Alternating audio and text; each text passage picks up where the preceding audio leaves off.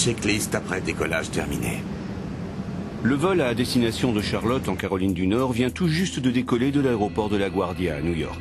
Des oiseaux. On les a percutés à pleine vitesse. Je prends les commandes. À toi les commandes. En quelques secondes, l'avion perd ses deux moteurs. M'aider, m'aider, m'aider. Ici Cactus 1549. Voici l'histoire du vol US Airways 1549.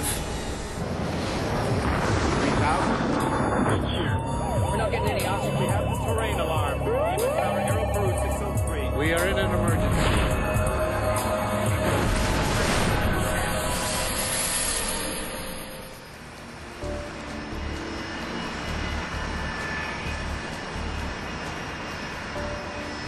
Aéroport de LaGuardia à New York en milieu d'après-midi. Merci de prendre un moment pour écouter les consignes de sécurité. En théorie, il faudra à peine une heure au vol 1549 pour relier New York à Charlotte, à 900 km de là. En tout cas, il fera un peu moins froid à Charlotte. Le coussin de votre siège sert de bouée de secours. Aux commandes de l'Airbus A320, le commandant Chesley Sullenberger, 57 ans, Prêt pour le repoussage?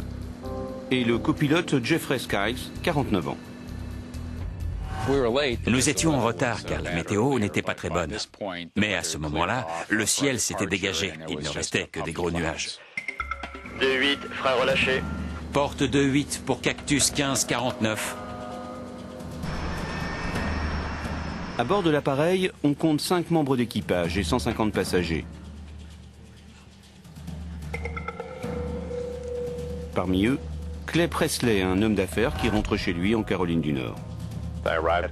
Je suis arrivé à l'aéroport de LaGuardia. Il faisait très froid. Il avait un peu neigé ce jour-là et ils annonçaient une tempête. On voulait tous prendre ce vol au cas où les suivants seraient retardés à cause de la météo. L'équipage est arrivé de Charlotte une heure plus tôt. À l'aller, c'est le commandant qui pilotait. Ok pour les freins, toi les commandes. C'est donc le copilote qui sera aux commandes pour le vol retour. J'ai les commandes. C'est le partage habituel du travail au sein d'un équipage. Cactus 1549, piste 04, autorisé à décoller. Cactus 1549, autorisé à décoller. Pour les deux hommes, ce dernier tronçon marque la fin de 4 jours consécutifs de vol. Nous avons fait nos annonces habituelles. C'était un décollage tout à fait normal. Nous avons suivi les procédures ordinaires. Rien ne pouvait indiquer que ce décollage serait différent de tous les autres décollages de ma carrière. Et pourtant, avant la fin de la journée, cet équipage deviendra le plus célèbre de la planète. Train rentré, s'il te plaît. Train rentré. Ce jour-là, Patrick Arden est un des contrôleurs aériens en service à la tour de LaGuardia. Et son métier est un des plus stressants du monde. Quand je m'assieds devant un radar, je suis responsable de chaque passager, de chaque avion sous mon contrôle. Et je prends cette responsabilité très au sérieux. Cactus 1549, New York départ, contact radar, montez et maintenez à 15 000. Après son décollage de LaGuardia, l'avion doit d'abord grimper sur un cap nord-est avant de virer vers le sud. Je crois que j'avais 3 ou 4 avions sur ma fréquence à ce moment-là. C'était un décollage tout à fait normal. Pour moi, c'était juste un vol de plus parmi des millions. Propulsé par ses 2 réacteurs CFM56, l'Airbus monte rapidement dans le ciel. Cactus 1549, on passe 700 pour 5000. Belle vue sur l'Hudson aujourd'hui. Checklist après décollage terminé. L'avion n'a décollé que depuis 1 minute 30 et il vole déjà à plus de 400 km/h. J'ai aperçu quelque chose sur le côté, un peu sur notre droite, mais quand même devant nous. C'était un vol. Des oiseaux. Ils étaient très très près de nous, trop près pour que nous les évitions. On les a percutés à pleine vitesse. On sentait la puissance de l'avion nous faire grimper. Et puis, tout à coup, il y a eu ce gros boom. C'était comme s'il s'était arrêté en plein vol parce que nous avions percuté un mur. Mon Dieu, le moteur est en feu! Et puis quelqu'un a dit que le moteur gauche était en feu. Avant même que nous ne puissions évaluer la situation, On est en train de perdre de la puissance sur les 2 moteurs. les deux moteurs se sont étouffés. On essaie de redémarrer. 13 secondes après l'arrêt des deux moteurs, le commandant reprend le contrôle de l'appareil. Je prends les commandes. À toi les commandes. Prends le QRH et cherche perte de poussée sur les deux moteurs. Le QRH, c'est un manuel de référence rapide listant toutes les situations d'urgence. Mayday, Mayday, Mayday, ici Cactus 1549. Nous avons percuté des oiseaux, nous avons perdu la poussée sur nos deux moteurs. Nous retournons vers la Guardia. Lorsqu'un pilote dit Mayday ou qu'il déclare une urgence, on passe d'un état de concentration à un état d'hyperconcentration. On se concentre sur l'urgence elle-même et on essaye de trouver une solution au problème. D'accord, vous devez retourner à la Guardia. Virez à gauche, cap 220. 220. Tout à coup, on a senti une odeur dans la cabine passager. Quelque chose brûle. On a du carburant. Essayons de redémarrer. À ce moment, je me suis dit que nous allions devoir allumer le moteur. Manette des gaz. Tout réduit. Tout réduit. Selon la procédure, il faut essayer de redémarrer les moteurs. Et jusqu'au bout, j'ai cru que c'était possible. Vitesse optimum de rallumage. 300 nœuds. On ne les a pas. Non. Hey, Cactus 1549, si on arrive à dégager la piste 03, vous pouvez essayer d'atterrir? Non, on ne peut pas. Les conversations que nous avions étaient très courtes et pertinentes, ce qui est approprié dans les cas d'urgence. Il se passait beaucoup de choses. Il n'y avait pas beaucoup de temps pour gérer. Lorsque le commandant Sullenberg a dit qu'il ne pouvait pas, ça ne m'a pas dérangé. Il était occupé à piloter l'avion et je le comprenais. Dans ces cas-là, mon travail consiste à chercher une autre option. Très bien, Cactus 1549, vous allez vous diriger vers la piste 3-1. Impossible. Le contrôleur propose toujours que l'avion revienne vers la Guardia. Mais l'appareil n'a plus que 1400 pieds d'altitude, même pas 500 mètres. Cactus 1549, la piste 04 est disponible. Si vous virez à gauche, dirigez-vous vers la piste 04. Je ne suis pas sûr de pouvoir atteindre une piste. Qu'y a-t-il à droite? Dans le New Jersey? Teterboro? D'accord, oui. À votre droite se trouve Teterboro. Vous voulez essayer d'aller à Teterboro? Teterboro est un petit aéroport situé à quelques kilomètres sur la rive ouest de l'Hudson, côté New Jersey. Mais en vol plané, il n'est pas certain que l'avion puisse l'atteindre. Vous voulez essayer Teterboro? Oui. Quand le contrôleur nous a parlé de Teterboro, j'ai envisagé cette possibilité. Ça m'inquiétait de me dire qu'il allait essayer cette option. Je pensais qu'on n'y arriverait pas. Nous étions tous très calmes. Les passagers attendaient d'avoir des informations. Ils voulaient être rassurés, savoir que tout se passerait bien. Et le commandant nous a parlé. Ici le commandant de bord. On espérait qu'il allait dire « Je contrôle la situation, tout va bien se passer. On va y arriver, on va faire demi-tour et atterrir à l'aéroport. » C'est ce qu'on espérait entendre. Préparez-vous pour l'impact. Qu'est-ce qu'il voulait dire par « Préparez-vous pour l'impact » Et là, j'ai compris qu'il disait qu'on allait s'écraser. Baissez la tête! Je ne savais pas comment me préparer pour l'impact. Tout le monde se regardait, personne ne savait quoi faire. Qu'est-ce qu'il voulait dire et comment fallait-il faire? Vas-y, essaie le numéro 1. Je le remets. D'accord, remets-le. Remets-le. Pendant que l'équipage pilote son planeur de 70 tonnes, Patrick Arten essaie toujours de trouver une piste d'accueil. J'ai travaillé à l'aéroport de Teterboro pendant environ 3 ans, donc je connais très bien l'endroit. Et Cactus 1549, vous pouvez atterrir sur la piste 01 à Teterboro? Impossible. D'accord, quelle piste voulez-vous à Teterboro? On va amérir sur l'Hudson. Pardon, répétez, Cactus.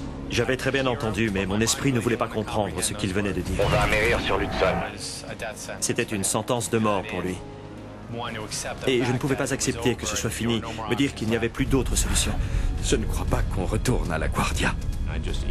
J'ai envoyé un email à ma femme disant que je l'aimais. Je n'ai rien dit d'autre. Je ne voulais vraiment pas qu'elle s'inquiète. Ok. Allons-y. Sors les volets. Je me suis dit super, l'Hudson était notre meilleure option. C'était vraiment le seul endroit en vue où l'on pouvait poser l'appareil. En cabine, les passagers voient avec inquiétude la surface de l'Hudson se rapprocher. Alors je me suis mis à penser que si nous nous écrasions, il fallait que je sache où se trouvaient les sorties de secours. Si l'eau s'infiltrait, il fallait que je sois capable de retenir ma respiration assez longtemps pour atteindre ces sorties et ouvrir les portes, si c'était possible. Volet sorti, 250 pieds.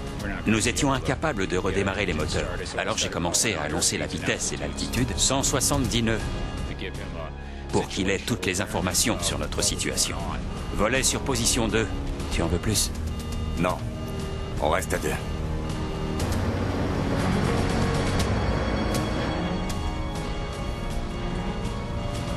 Tu as une idée? Eh bien, en fait, non. Nous étions tellement concentrés sur ce que nous faisions que je savais que ça marcherait. Le radar du contrôle aérien ne détecte plus l'avion en dessous de 300 pieds. Le vol 1549 disparaît des écrans. Lorsque l'avion a disparu de mon radar, j'ai supposé qu'il n'y aurait aucun survivant.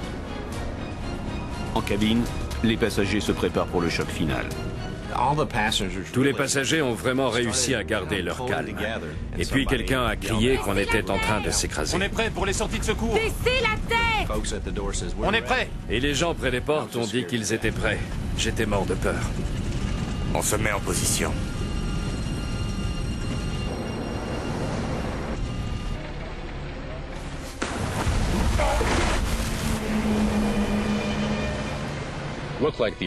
On aurait dit que l'avion plongeait droit vers le fond de l'Hudson. Nous avons vu une montagne d'eau envahir le pare-brise.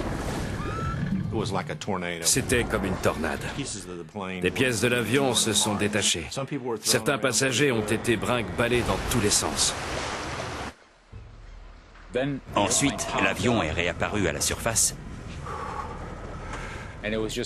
puis s'est laissé doucement bercer par les vagues.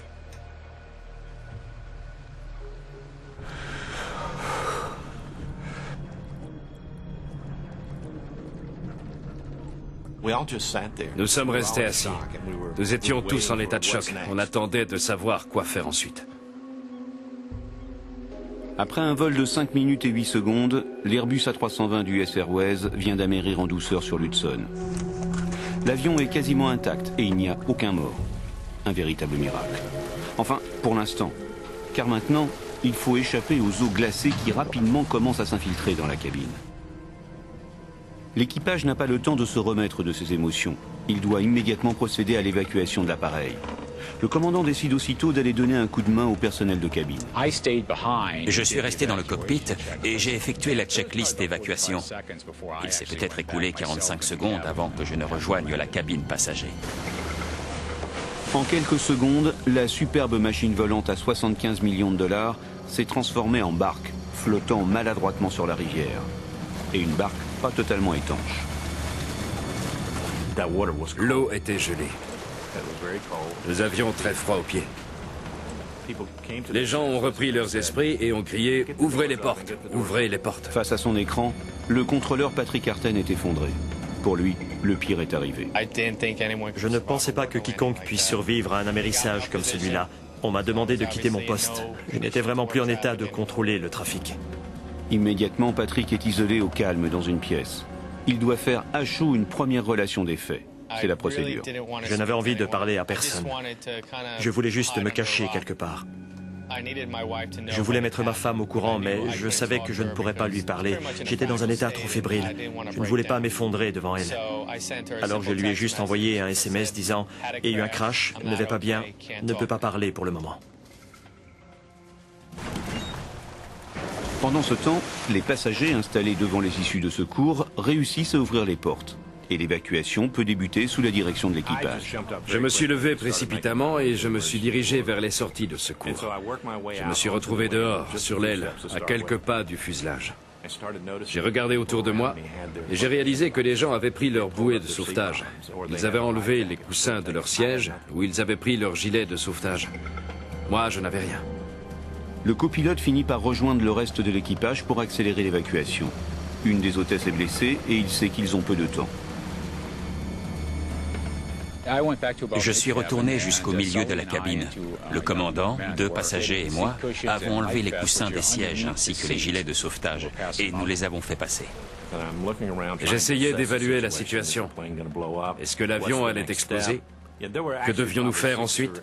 7 ou 8 personnes s'étaient mises à l'eau. Mais comme elles tremblaient de froid, nous les avons aidées à remonter sur l'aile.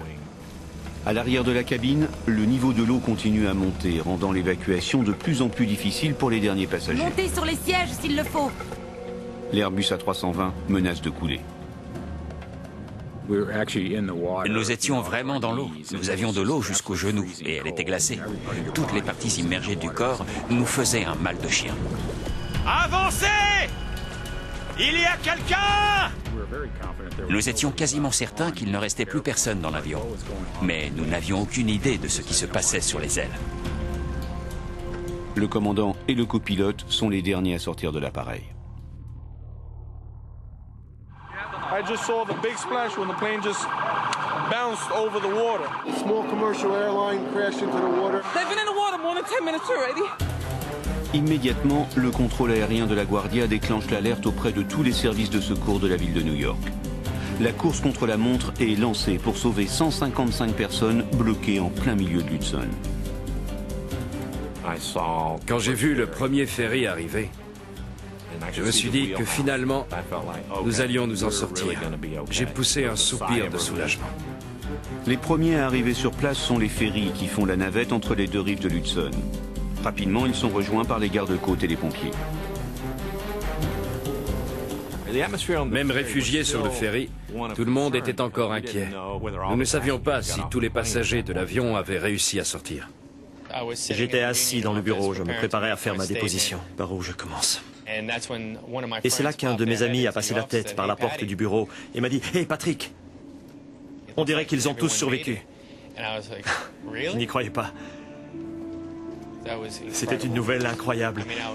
J'étais toujours sous le choc de l'accident, mais le fait de savoir que tous les passagers s'en étaient sortis, c'était comme si tout le poids du monde s'était envolé de mes épaules. Les chaînes de télévision, elles aussi, sont sur les lieux en quelques minutes. Et le sauvetage des passagers de l'équipage du vol 1549 se déroule en direct avec la nation entière pour témoin.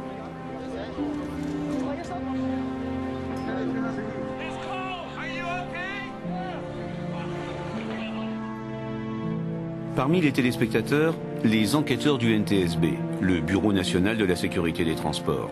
Ils ne sont pas les moins captivés. Hé, venez voir ça. Nous avons appris des choses sur l'accident avant même de commencer l'enquête.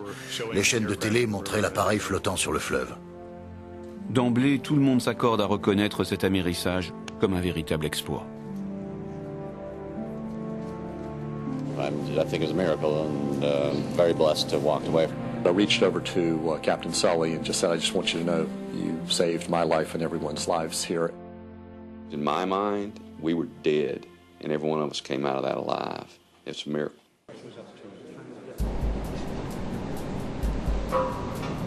Alors que la nuit tombe, l'avion s'enfonce de plus en plus. Le courant le repousse vers la rive.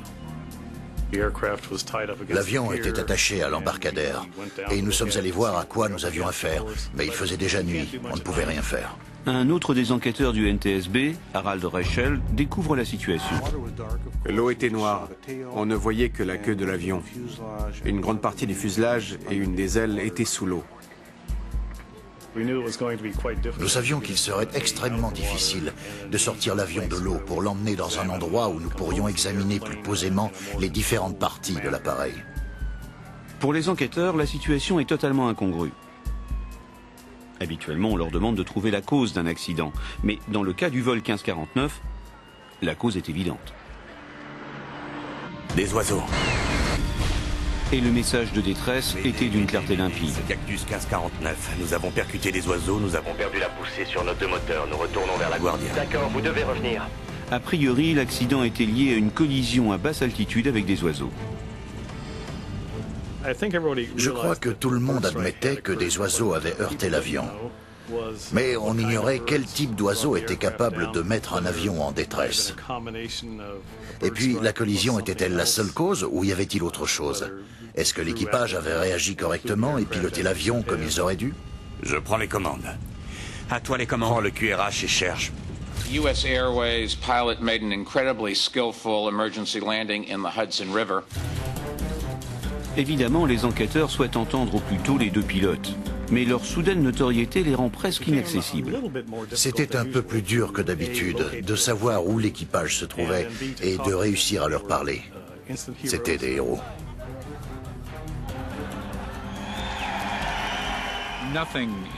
Rien ne peut préparer quelqu'un à la frénésie médiatique qui suit un tel exploit. Et cette brutale célébrité n'est pas la seule difficulté que rencontrent les inspecteurs du NTSB. Le plus dur dans cette affaire, c'est que personne ne voulait salir l'image du commandant Sullenberger. C'était un héros, et nous étions ceux qui allaient le critiquer, disséquer ses faits et gestes, et décider s'il avait eu raison ou tort de prendre cette décision. Si les oiseaux sont la cause de l'accident, le choc a forcément laissé des traces. Mais pour l'heure, l'avion est toujours sous l'eau. Et en plus, il lui manque une partie essentielle. On nous avait dit que les deux moteurs étaient toujours attachés à l'avion. Mais ce n'était pas le cas. Le premier objectif a tout de suite été de retrouver le second moteur.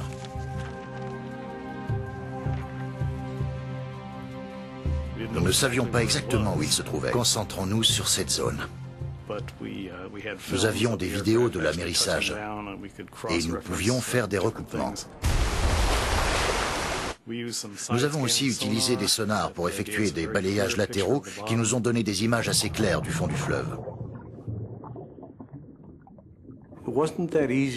Ça n'a pas été simple parce qu'il y a du courant dans l'Hudson et il change durant la journée.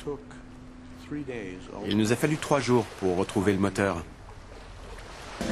Il va falloir quelques jours supplémentaires pour transférer l'ensemble de l'avion vers un entrepôt du New Jersey et être mis à disposition des enquêteurs.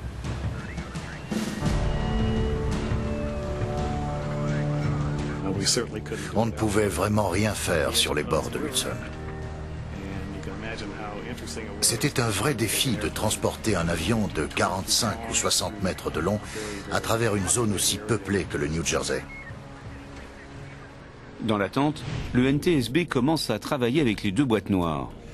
Très bien, écoutons ça. Retrouvée dans la queue de l'appareil, la partie la plus endommagée. Les enregistreurs des données de vol et des voix du poste de pilotage étaient en excellent état. L'arrière de l'appareil avait subi pas mal de dommages, mais les enregistreurs avaient très bien tenu le coup. Cactus 1549, New York, départ. Nous avons eu de la chance. Toutes les données ont pu être téléchargées normalement. On est en train de perdre de la puissance sur les 2 moteurs. L'écoute des boîtes noires est essentielle pour comprendre comment l'équipage a réagi face à l'urgence. Dans cette affaire, le commandant Sullenberger et le copilote Skyle ont procédé de façon extrêmement professionnelle. Allumage moteur. Chacun d'eux a tenu son rôle et ses responsabilités, et ils les ont gardés pendant toute la durée de l'incident et n'ont communiqué que lorsque cela était nécessaire. Sors les volets. À bord du vol 1549, je prends les commandes. À toi les commandes. Il n'aura fallu que quelques secondes aux 2 pilotes pour se répartir le travail.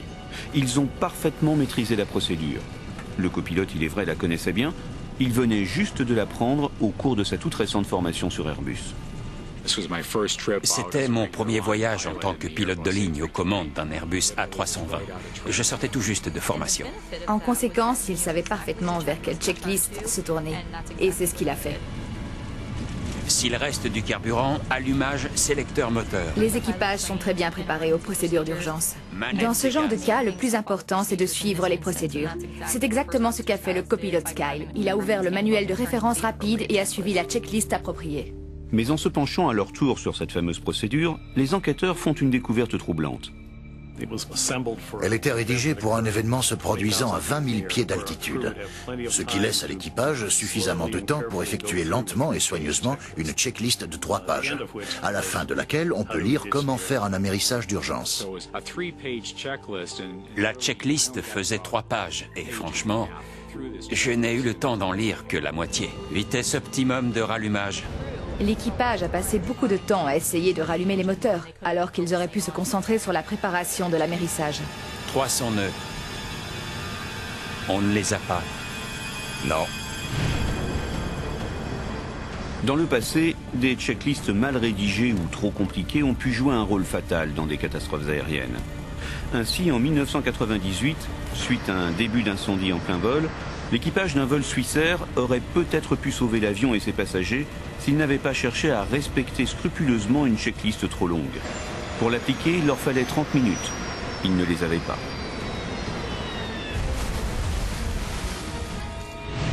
Mais dans le cas du vol 1549, la checklist n'était pas le plus grand défi pour les 2 pilotes.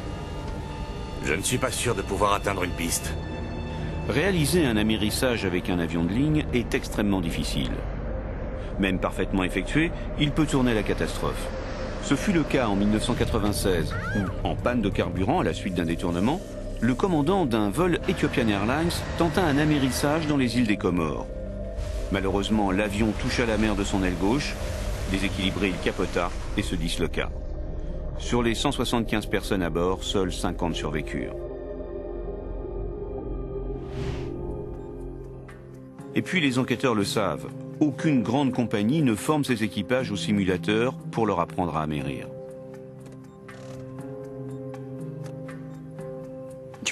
S'entraîner à un amérissage d'urgence sur un simulateur est très difficile.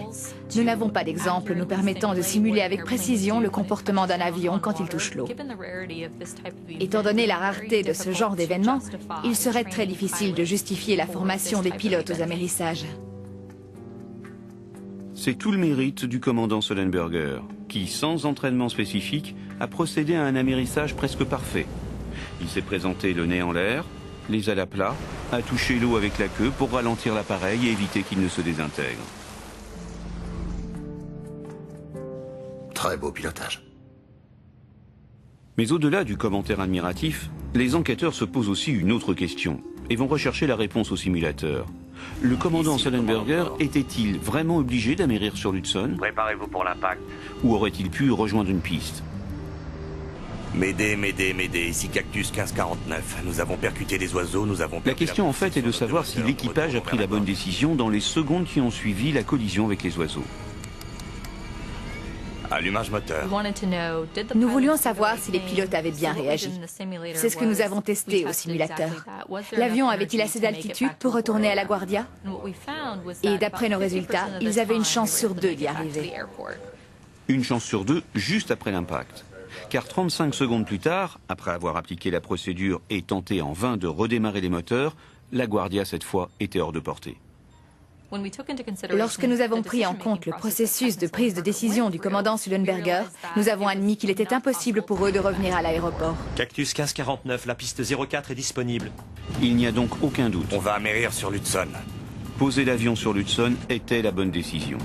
Instinctivement, le commandant Sullenberger a compris qu'il n'avait pas suffisamment d'altitude pour planer jusqu'aux pistes de LaGuardia ou de Teterboro. Moteur éteint. Et le commandant a pris également une autre décision, qui n'était pas en tête de la checklist et qui s'est révélée déterminante pour la survie des passagers. Je démarre l'APU. L'APU est un groupe auxiliaire de puissance. Situé dans la queue des avions de ligne, il permet d'alimenter l'appareil en électricité lorsque, au sol, les réacteurs sont éteints ou en cas de panne en plein vol. L'APU lui a permis de continuer à utiliser les instruments de bord. Cette énergie a également permis à l'avion lui-même de participer à l'amérissage. Alimentés, les ordinateurs de bord ont maintenu les dispositifs de sécurité, empêchant ainsi l'appareil de prendre une position dangereuse et de sortir de son domaine de vol. En démarrant l'APU assez tôt, l'équipage a pu maintenir l'avion dans son domaine de vol, ce qui l'empêche de décrocher quand la vitesse est trop faible. Il est à la limite du décrochage. De fait, la vitesse de l'avion, d'après les boîtes noires, était très base. Pendant l'accident, l'avion aurait dû voler à environ 20 nœuds de plus. Mais l'A320 est équipé d'un ordinateur conçu pour ajuster en permanence l'assiette de l'appareil et l'empêcher de décrocher. L'issue aurait vraiment pu être beaucoup plus catastrophique si l'avion avait décroché. Je démarre l'APU. La rapidité de la réaction du commandant a permis aux ordinateurs de bord de continuer à fonctionner, lui fournissant un filet de protection automatique et augmentant sérieusement ses chances de succès à l'amérissage. On va amérir sur l'Hudson. C'est la conjonction d'un bon équipage et d'un bon avion. Allons-y. Sors les volets. Le commandant a eu la présence d'esprit, par exemple, de se tourner vers le copilote alors qu'ils étaient à environ 200 pieds, prêts à amérir, et de lui demander « Tu as une idée ?» Eh bien, en fait, non. Ils ont été coordonnés jusqu'au bout. C'est vraiment le genre de choses que nous aimons voir. Le talent, l'entraînement de l'équipage, allié à la conception de l'avion, ont permis de sauver 155 vies. Mais pour les enquêteurs, il demeure malgré tout deux questions. Comment de simples oiseaux ont-ils réussi à mettre hors d'usage 2 réacteurs? Et existe-t-il un moyen pour empêcher qu'un tel accident ne se reproduise? Une semaine après la baignade forcée, les enquêteurs peuvent enfin examiner en détail les 2 moteurs. Richard Dolbear est spécialisé dans la collision entre avions et oiseaux. Lorsqu'un avion heurte un oiseau, il ne reste en général pas grand-chose de l'oiseau, surtout si celui-ci est passé à travers le moteur. Les 2 réacteurs sont démontés et analysés pièce par pièce pour tenter de comprendre ce qui s'est réellement passé à 1000 mètres au-dessus de New York. Bien, regardons l'intérieur. Nous avons passé les surfaces des moteurs à la lumière noire, ce qui rend les protéines des tissus fluorescentes. La plupart des tissus avaient disparu, mais il restait beaucoup de protéines sur la surface du moteur. Regardez ça. Au cœur du moteur droit, les enquêteurs retrouvent des vestiges calcinés. Nous avons surtout découvert des tissus musculaires, des fragments d'os et des restes de plumes minuscules. J'ai réussi à trouver 29 échantillons dans l'un des moteurs et 14 dans l'autre. Mais les moteurs ne sont pas les seules parties de l'avion à être endommagées. Des oiseaux. Wow! L'avion a heurté un grand nombre d'oiseaux. Nous en avons trouvé la preuve sur les ailes, sur les volets et sur le fuselage. Mais en général, ça n'empêche pas un avion de voler. En aéronautique, le péril aviaire est une menace bien connue. Le péril aviaire est un problème plus important qu'on ne le pense. Durant les 20 dernières années, environ 210 avions ont été détruits à cause de collisions avec des oiseaux. Un exemple, ce Boeing 757 au décollage de Manchester qui vient de percuter un corbeau. L'avion s'est reposé sans encombre sur un seul moteur. Pour la seule année 2008, on dénombre 4 accidents. Ce Boeing 747 a ingéré une crécelle à pleine vitesse sur la piste. Les pilotes ont interrompu le décollage, personne n'a été blessé mais l'avion a été détruit. Les 2 moteurs de cet autre avion ont percuté des pélicans et un oiseau a même fini sa course dans le cockpit. 2 millions de dollars de réparation. Autre exemple, un canard a percuté le moteur d'un MD-10, bilan 900 000 $ de dégâts. Quant à ce petit avion de tourisme, la collision avec un pélican a coûté la vie à ses 5 occupants. Au total, depuis 1988, les collisions aviaires ont fait plus de 200 morts.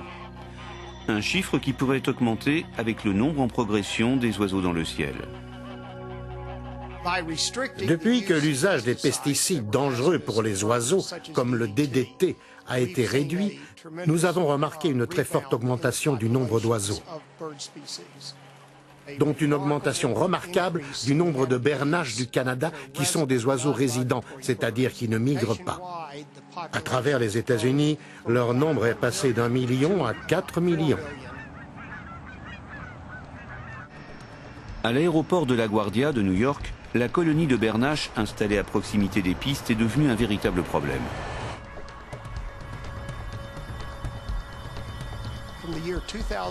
Entre 2002 et 2004, il y a eu 8 collisions avec des bernaches du Canada à LaGuardia, sur l'aéroport lui-même ou juste à côté.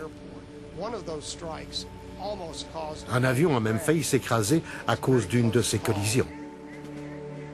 Résultat, depuis plusieurs années, les autorités aéroportuaires ont essayé à plusieurs reprises de rassembler cette colonie de bernaches pour les euthanasier. Une action controversée, mais efficace en termes de sécurité aérienne. Alors, d'où venaient ces oiseaux? Il faut savoir si les bernaches qui ont percuté le vol 1549 vivent dans les environs, et si oui, contrôler leur population.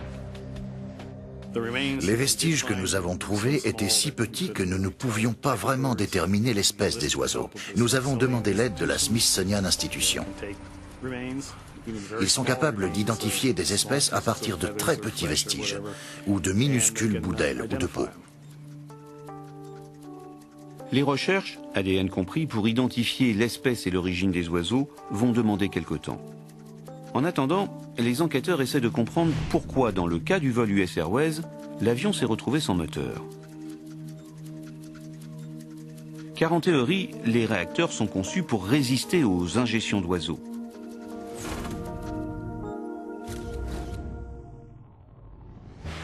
Avant d'être monté sur un avion de ligne, un nouveau modèle de moteur doit prouver sa résistance. Ainsi, en 1996, pour être certifié, le CFM56, qui équipait l'Airbus A320, a dû prouver sa capacité de digestion des volatiles.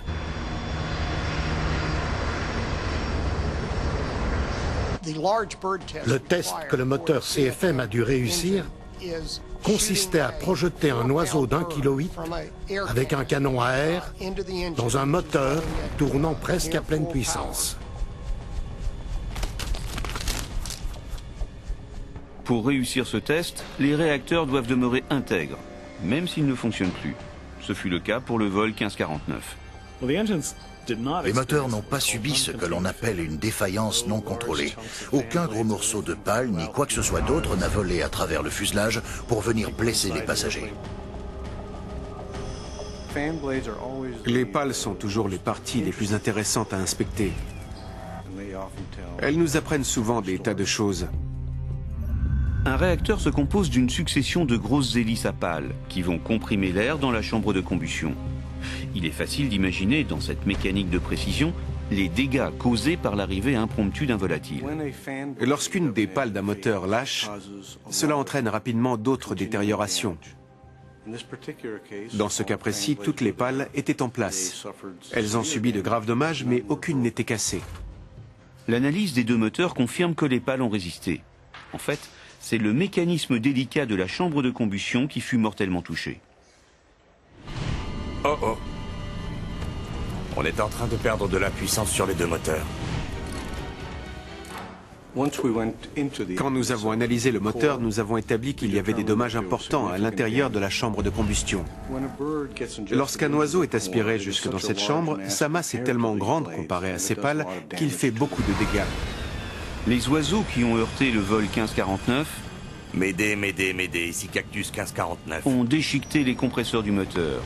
Aspirés jusque dans la chambre de combustion, des fragments de métal ont éteint les deux moteurs en quelques secondes. Nous avons percuté des oiseaux, nous avons perdu la poussée sur nos deux moteurs, nous retournons vers la Guardia. Enfin, les résultats d'analyse ADN tombent et confirment les soupçons des enquêteurs. Les scientifiques sont catégoriques. Les oiseaux impliqués dans l'accident étaient bel et bien des bernaches du Canada adultes. Des volatiles bien plus gros que ceux utilisés durant les tests de certification.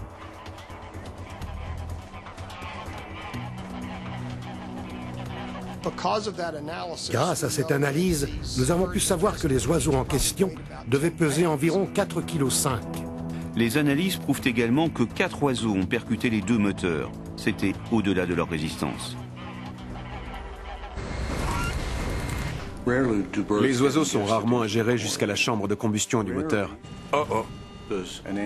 Et il est rare que les moteurs cessent totalement de fonctionner après un tel événement. Allumage moteur. Ce qui fait de cet événement un cas encore plus isolé, c'est que les deux moteurs ont percuté des oiseaux avant de s'éteindre. On va amérir sur l'Hudson. Les tests ADN prouvent également que les bernaches incriminés ne faisaient pas partie des colonies voisines de l'aéroport.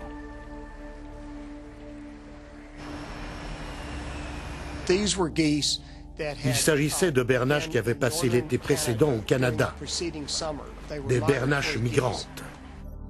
La collision s'est déroulée à plus de 7 km de l'aéroport de la Guardia. Aucun des programmes en vigueur pour réduire le nombre d'oiseaux dans la zone n'aurait pu empêcher cet accident. Une telle collision pourrait donc se reproduire, à moins de trouver le moyen de séparer dans le ciel les avions des oiseaux. Whisky 2-1, perte de contact radar, signalé sud-est à 20. Je ne peux pas vous voir à cette altitude. Un défi technologique difficile à relever. Chaque année, 2 millions d'avions traversent le ciel new-yorkais. La plupart des gens n'ont pas conscience des problèmes que les oiseaux peuvent causer. Ils ne comprennent pas comment un organisme aussi petit et apparemment insignifiant par rapport à la taille d'un avion peut causer des pannes aussi catastrophiques. L'industrie aéronautique essaie pourtant de trouver des parades. Par exemple, pourquoi ne pas installer des écrans de protection devant l'entrée d'air des moteurs? Les écrans peuvent tomber. Ils peuvent se casser, ils seraient alors aspirés par les moteurs, ce qui causerait des dommages aussi, voire encore plus catastrophiques. Et puis, en cas d'obstruction, les écrans perturberaient l'écoulement de l'air au point, dans certains cas, d'éteindre les réacteurs. Sans parler de l'hiver, qui lui aussi poserait des problèmes. Un écran serait un parfait accumulateur de glace. Il permettrait à la glace de se former très rapidement dans des conditions de gel.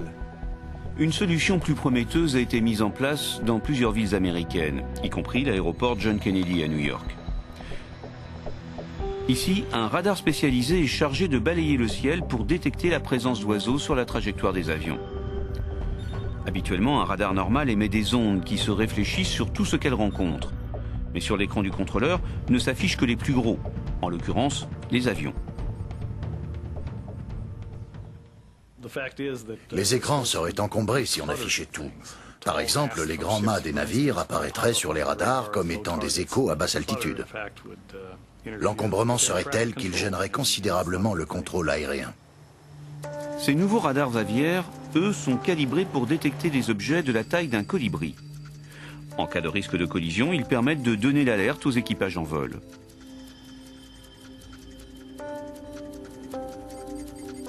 J'adorerais voir se développer cette technologie de radar aviaire. Mais il faudra trouver comment intégrer cela dans le travail déjà stressant d'un contrôleur aérien, sans que cela ne soit une surcharge de travail. Pour l'instant, les tests se poursuivent. Mais l'usage généralisé des radars aviaires n'est pas encore d'actualité. Cactus 1549, piste 04, autorisé à décoller. Cactus 1549, autorisé à décoller. Et d'ici là, les collisions avec les oiseaux se poursuivront.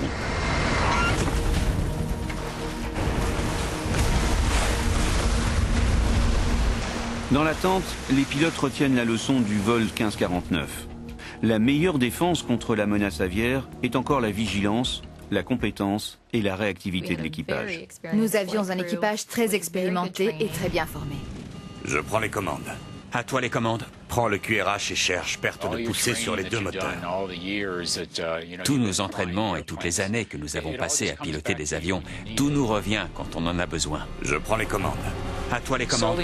Sullenberger et moi avons fait un travail d'équipe remarquable ce jour-là. Je savais à quoi il pensait et il savait ce que je pensais.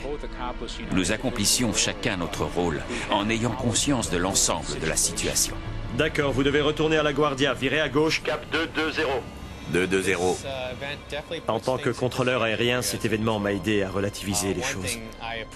Je suis plus conscient de l'importance du travail d'équipe. Quand on travaille ensemble, on peut accomplir beaucoup. À votre droite se trouve Teterboro. Vous voulez essayer d'aller à Teterboro? On va amérir sur l'Hudson. Et puis, aux côtés de l'entraînement et de la compétence, il ne faut pas oublier un autre élément, essentiel, la chance. Ce jour-là, le temps était clair. Les conditions sur le fleuve étaient parfaites. C'est aussi grâce à cet environnement favorable que l'équipage a pu amérir sur le fleuve.